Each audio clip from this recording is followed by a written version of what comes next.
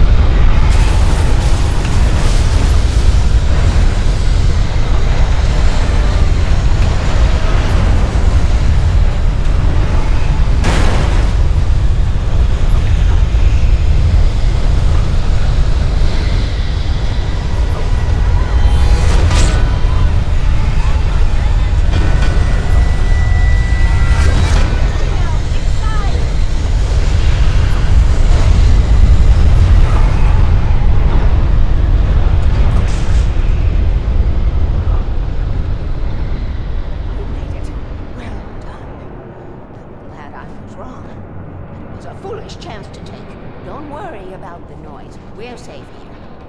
I have looked after the well-lit room for many, many years now. There is no shadow in the well-lit room. The hour is fail-safe, and all the bombs are numbered and changed regularly based on their make and model. Right.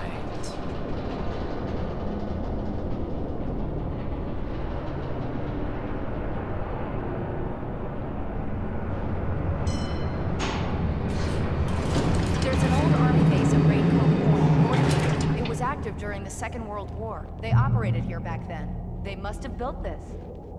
Yes, they did. It's my place now.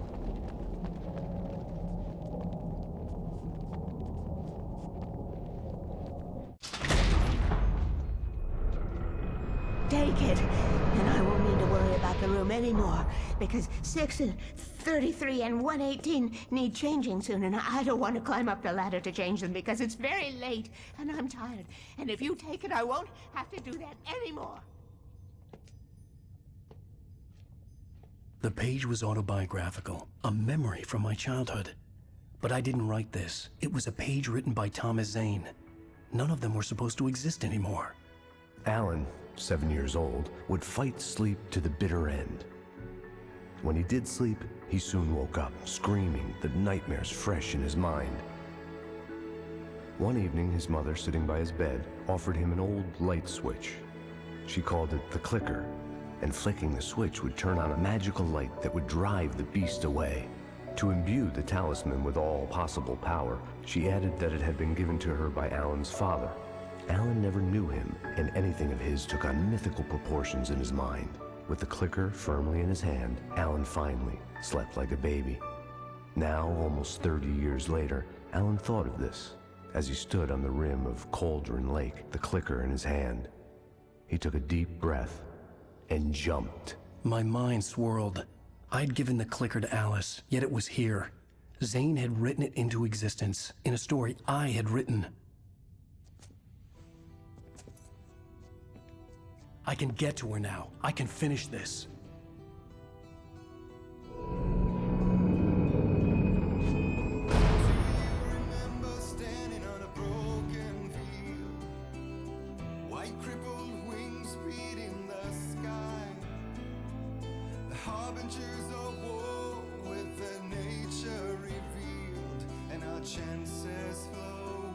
Previously on Alan Wake, I wrote a horror story that has come true. Thomas Zane did the same in the 70s. You will go no further. If I continue like the Dark Presence wants me to, the story I'm writing won't save Alice.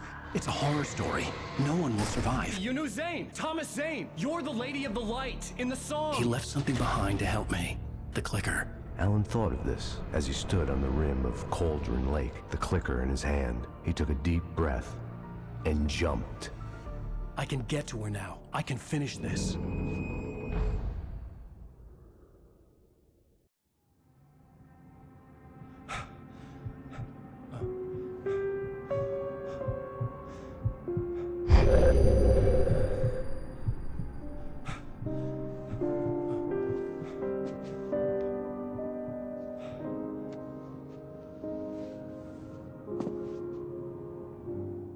I had a hangover.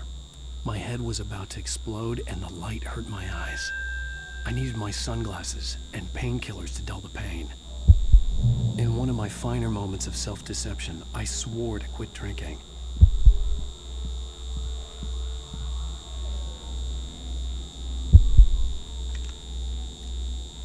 The sunglasses made the world look bearable. Now I could keep my eyes open without feeling like a vampire in the sun.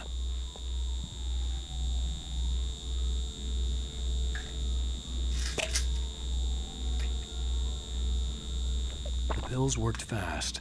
The prospect of being awake started to seem bearable again.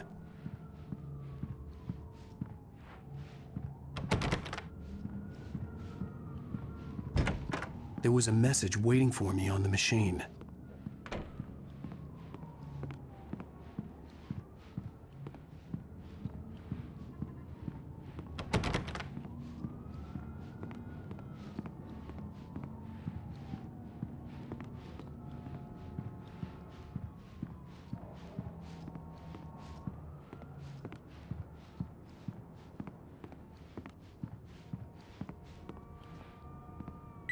You have one new message. Al!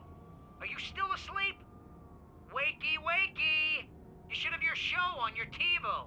If Alice wasn't too mad to record it. As she called me earlier and really chewed me out. Yeah, we went a little overboard last night. But parties are a part of this business. Al, look, I'm saying this as your friend. She's not doing your career any favors by trying to run your life like that, okay? I'll talk to you later, Al. Watch the show!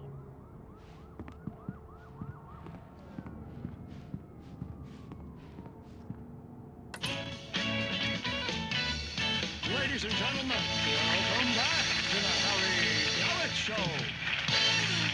Thank you, everybody.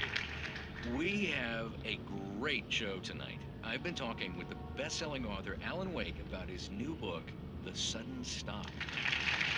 Yeah, good read. Go buy it. No, it is a good read. Look, I'm gonna be honest here. Is that wise? No, but I'm gonna do it anyway. I got people who give me the lowdown on books. I'm a busy guy. But this one, I actually read from cover to cover. I mean, I'm a big fan. Wow, thanks. Now, this might be a spoiler for those who haven't read the book yet. Based on the sales figures, the 2 people out there who haven't read the book yet.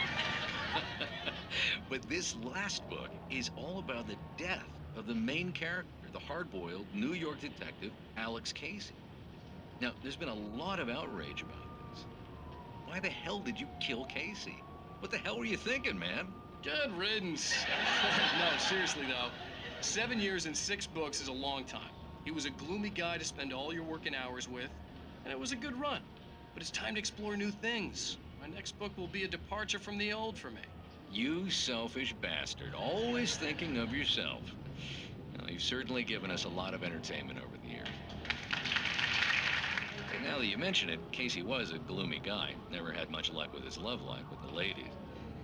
Was that autobiographical in any way? Yeah, no kidding. Casey's lady friends tended to die on him. With Casey, it was all about his pain. No, nothing autobiographical about that. I'm a happily married man. My wife is my muse. Well, congratulations. That's great to hear. So, how's the publicity tour been treating you? Good, great. But I gotta say, I'm glad to be back home in New York. Well, you've certainly been on the news a lot lately. Lots of parties and, you got into a fight with some paparazzi. Oh, man. Well, that guy was really in my face. I lost my temper. I know that wasn't cool. You are famous for that temper. Well, I did also write several books. Well, your latest novel is called The Sudden Stop, and it's in bookstores now. Go get it. That means the two of you out there who haven't bought it yet. Ladies and gentlemen, that's all we have for you tonight. I want to thank all our guests for the evening. Alan Wake, Sam Lake. Once more, do the face for Sam. There it is. And our musical guests, Poets of the Fall. Thank you. At least I'd been funny. I told myself I could live with that. Hey, honey. Did you watch the show? I didn't say anything stupid, if that's what you want to know. Okay, Grumpy. You want an aspirin or something? Are you going to start with me about drinking now? You know what? Go back to sleep, Alan.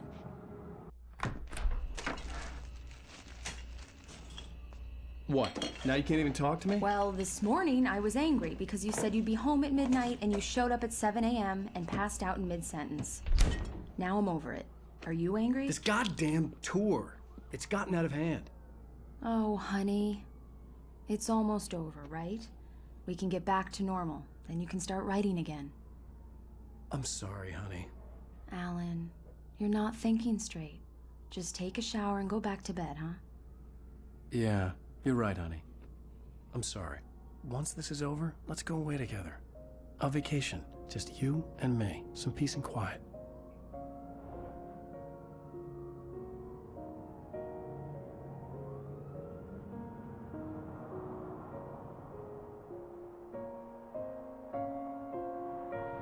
Somehow, the clicker was the key to the cabin. I had to return to Cauldron Lake to save Alice.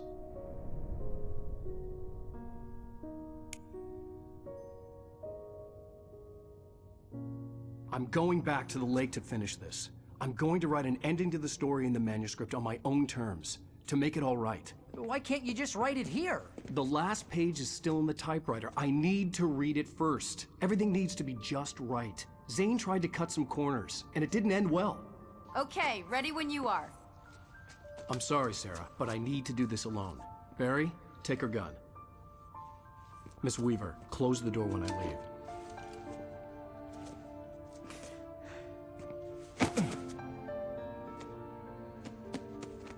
Good luck, Al. See you later.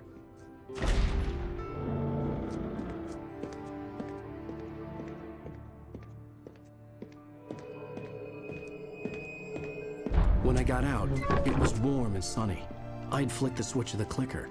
Had it done this? I didn't stop to question it. I had to take advantage of the sunlight to get to the lake. On Zane's page, I'd stood on the rim of Cauldron Lake, about to use the clicker. That's where I was headed.